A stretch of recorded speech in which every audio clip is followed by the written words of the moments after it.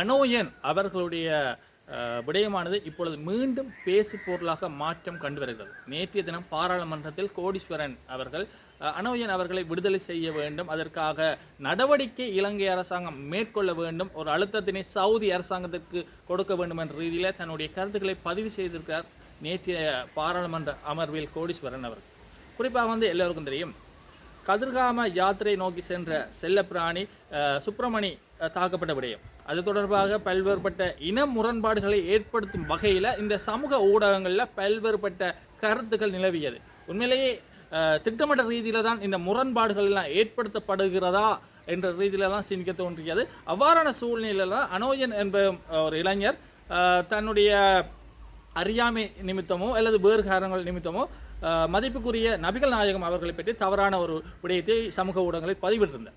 ஆகவே இந்த விடயம் தொடர்பாக பல்வேறுபட்ட சர்ச்சைகள் எழுப்பப்பட்டிருந்தது. குறிப்பாக வேற்று மதத்தினர்களை அந்த விடயத்தினை வன்மையாக கண்டித்திருந்தார்கள். குறிப்பாக இஸ்லாமிய மதத்தினர் மட்டுமல்லாமல் இந்து, கிறிஸ்தவம் என்று பல்வேறுபட்ட மதத்தினருக்குள்ள அந்த விடயத்துக்கு பாரிய ஒரு கண்டனங்களை தெரிவித்திருந்தார்கள்.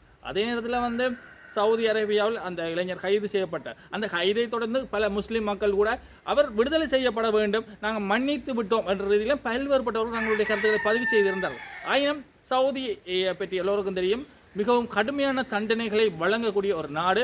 அந்த நாட்டிடம் சிக்கினால் யாருமே தப்ப முடியாது என்ற ரீதியில் தான் இப்பொழுது அவர் சிறையில் இருக்கின்றார். அவ்வாறு இருக்கின்ற அந்த இளைஞரை விடுதலை செய்ய வேண்டும், அதற்காக இலங்கை அரசாங்கம் முயற்சி செய்ய வேண்டும் என்ற ரீதியில் பல்வேறுபட்ட அழுத்தங்கள் கொடுக்கப்பட வேண்டும் என்ற ரீதியில் நேற்றைய தினம் பாராளுமன்றத்தில் கோடீஸ்வரன் எம்பி அவர்கள் தன்னுடைய கருத்துக்களை பதிவு செய்திருக்கிறார். அப்போ இந்த இடத்துல பல முஸ்லீம் நண்பர்கள் கூட உண்மையிலேயே அவர் விடுதலை செய்யப்படத்தான் வேண்டும், நாங்கள் அவரை மன்னித்து விட்டோம் என்ற ரீதியில் இப்பொழுது சமூக ஊடகங்களில் பல்வேறுபட்டவர்கள் தங்களுடைய கருத்துக்களை பதிவு செய்து வருகிறார்கள். ஆகவே நாங்கள் பொறுத்திருந்து பார்ப்போம், இந்த அனோயன் அவர்கள் விடுதலை செய்யப்படுவாரா, அதன் பின் அவர் தொடர்பாக என்னென்ன நடவடிக்கைகள் எடுக்கப்பட போகிறது என்பது தொடர்பாக.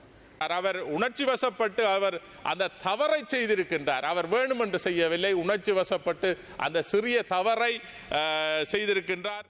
இந்த இடத்துல நாங்கள் இன்னொரு முக்கியமான விடயம் பார்க்க வேண்டும். என்ன விடயம் என்று பார்த்தால், நேற்றைய பாராளுமன்ற அமர்வில் நீதியமைச்சர் கர்சன நாணயக்கார் அவர்கள் இந்த பயங்கரவாத தடை சட்டம் தொடர்பான ஒரு முக்கியமான விடயத்தை தெரிவித்திருக்கிறார். குறிப்பாக இந்த பயங்கரவாத தடை சட்டத்தின் கீழ் கைது செய்யப்பட்டு விசாரணையின்றி காணப்படுகின்ற இந்த அரசியல் கைதிகள், தமிழ் அரசியல் கைதிகள் நீதிமன்றத்தை நாடி பிணை பெற்றுக் கொள்ளலாம் என்ற மாதிரி தன்னுடைய கருத்தை பதிவு செஞ்சிருக்கார். அதே நேரத்தில் மிக விரைவில் இந்த பயங்கரவாத தடை சட்டம் நீக்கப்படும் என்ற ரீதியிலேயும் தன்னுடைய கருத்தை பதிவு செஞ்சிருக்கார். அத்துடன் நாங்கள் இன்னொரு முக்கியமான விடயம் என்று பார்த்தால், இலங்கையில் பாரியோரு அழுத்தமாக மாறிக்கொண்டிருக்கிறது டெங்கு நோய். குறிப்பாக டெங்கு நோயினால் நாளாந்தம் பல நபர்கள் உயிரிழந்து வருகிறார்கள் என்ற ஒரு அதிர்ச்சியூட்டும் விடயம்தான் தேசிய டெங்கு ஒழிப்பு அலுவலகம் தன்னுடைய ஒரு கவலையை வெளியிட்டிருக்கிறது. குறிப்பாக கொழும்பு மாவட்டத்தில் பாரியோரு டெங்கு நோயாளர்கள் கண்டறியப்பட்டிருக்கிறார்கள். கிட்டத்தட்ட 140% கொழும்பில் தான் இந்த டெங்கு நோயாளர்கள் காணப்படுகிறார்கள் என்ற ரீதியில் கருத்துக்கள் வந்து கொண்டே இருக்கிறது. அதே நேரத்தில் கொழும்புக்கு போனாலே டெங்கு வந்துவிடும் என்ற மாதிரி தான் பார்க்கப்படுகிறது. ஆகவே இந்த கொரோனா வைரஸை விட மிக கொடிய விடயமாக இப்பொழுது இந்த டெங்கு நோயானது இலங்கையில் பாரிய ஒரு சேதத்தை ஏற்படுத்தி வருகிறது. கிட்டத்தட்ட 60க்கும் மேற்பட்ட நபர்கள் இந்த வருடத்துக்குள் மட்டும் உயிரிழந்திருக்கிறார்கள்.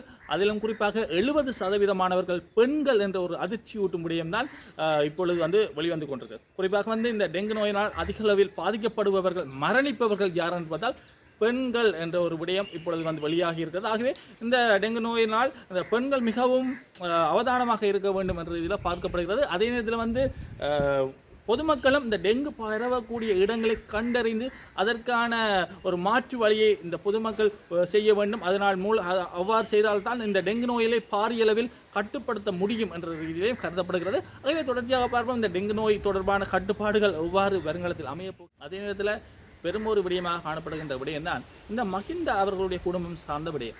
குறிப்பாக ஆகஸ்ட் மாதம் ஒத்திவைக்கப்பட்டிருக்கிறது இந்த பசில் அவர்களுடைய வழக்கு. அதாவது அவருக்கு மீண்டும் பிடியாணை பிறப்பிக்கப்பட்டு அவருடைய வழக்கு ஆகஸ்ட் மாதம் ஒத்திவைக்கப்பட்டிருக்கிறது. ஆகவே அவரை உடனடியாக கைது செய்து நீதிமன்றத்தில் ஆயர்படுத்துமாறு பல்வேறுபட்ட விடயங்கள் காணப்படுகிறது.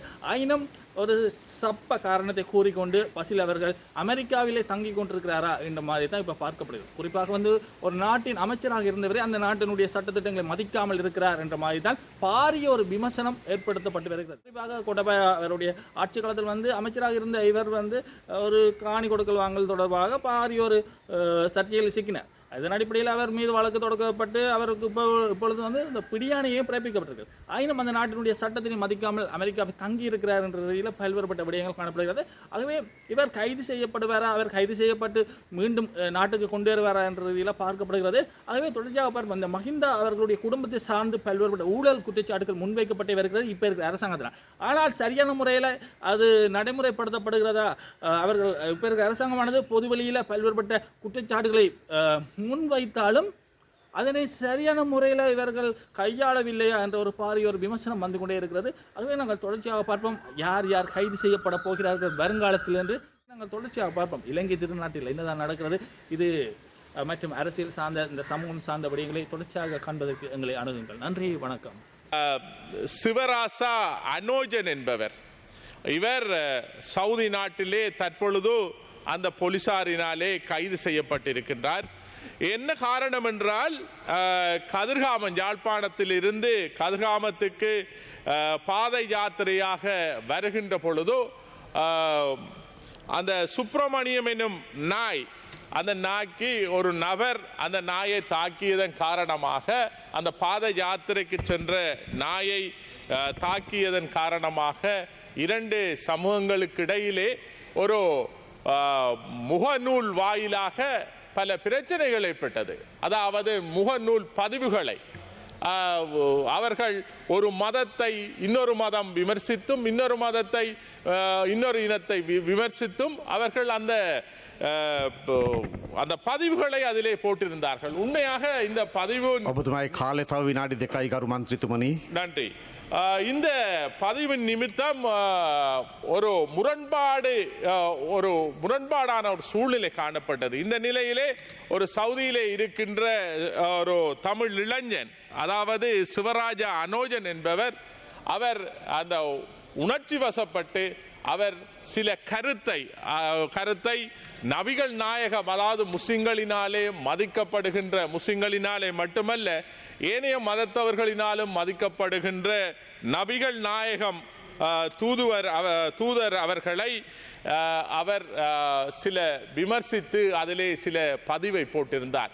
ஆனால் போட்டு அவர் குறிப்பிட்ட ஒரு 5 அல்லது 10 நிமிடங்களுக்குள்ளே அந்த பதிவை எடுத்துவிட்டு அதற்காக வருந்தி மன்னிப்பு கேட்டும் கூட இஸ்லாமிய சமூகத்தினரிடம் அவர் மன்னிப்பு கேட்டிருந்தார். தான் செய்தது தவறு, என்னை மன்னித்து விடுங்கள், இப்படியான பிழையை நான் அறியாமல் செய்து விட்டேன் என்று கேட்டிருந்தார். ஆனால் கேட்டும் கூட, ஆனால் இங்கே இருக்கின்ற சிலர் சவுதி அரசாங்கத்துக்கு இந்த விடயங்களை எடுத்து கூறியதன் நிமித்தம் அவர் கைது செய்யப்பட்டிருக்கின்றார்.